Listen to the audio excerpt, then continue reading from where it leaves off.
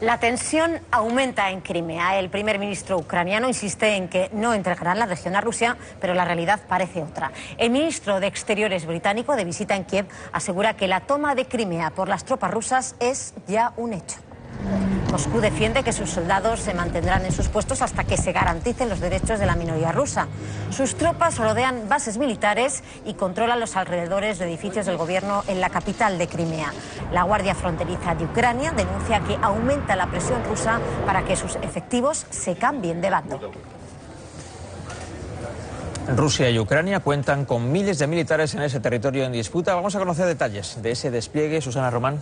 Así es, Vicente, Lourdes, y además vamos a verlo mejor en estos mapas, donde podemos ver la situación geográfica de los dos países y en concreto de la zona en conflicto. Rusia ha multiplicado sus tropas en Crimea en las últimas horas. Moscú habría enviado hasta 6.000 soldados más a una región que ya cuenta con unos 25.000 soldados que podrían haber tomado posiciones. Por su parte, Ucrania mantiene sus tropas en alerta y dispone de cerca de 150.000 militares en activo. 15.000 de ellos están ya en Crimea. La decisión de movilizar a los reservistas le permite a los ucranianos sumar hasta 1 millón de efectivos de soldados a sus filas si es que fuera necesario. Además, no hay que olvidar que Kiev tiene una decena de barcos de guerra en el puerto de Sebastopol.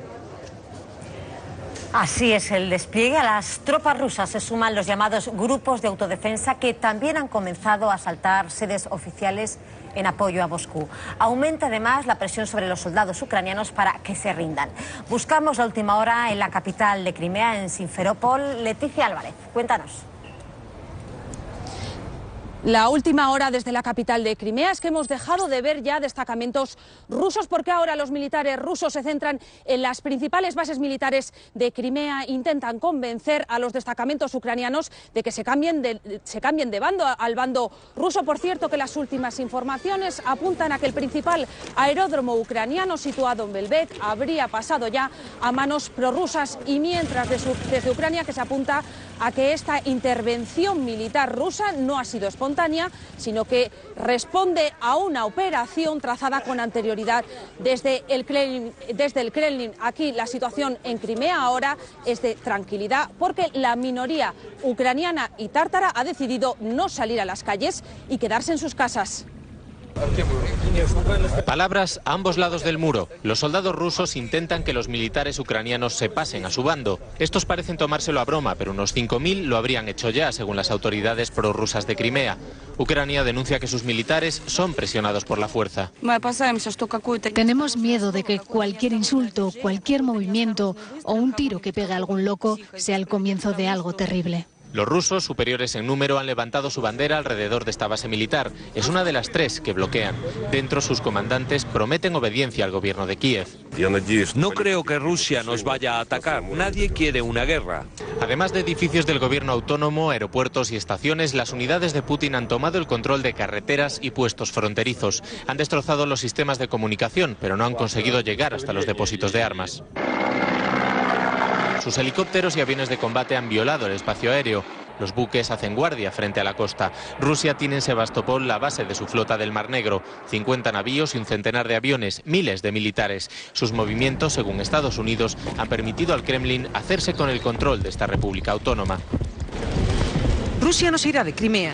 El ministro de Exteriores ha declarado en Ginebra que sus tropas se mantendrán en la península hasta que los derechos de la minoría rusa sean respetados.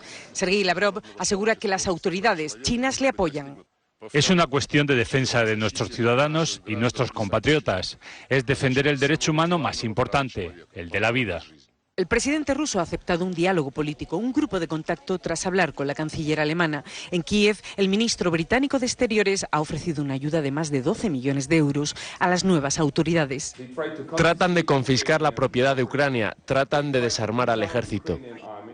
El gobierno interino ha puesto en alerta a su ejército y ha movilizado a 1 millón de reservistas para reforzar la seguridad del país.